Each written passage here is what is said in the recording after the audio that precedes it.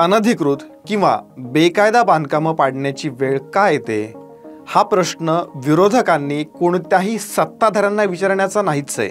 हा प्रश्न तुमच्या आमच्यासारख्या सजग नागरिकांनी प्रशासनाला विचारण्याचा आहे। मजल्यावर मजले बांधले जातात त्यावेळेला प्रशासन झोपलेलं असतं का असा संताप एक सर्वसामान्य नागरिक म्हणून झाल्याशिवाय राहत नाही।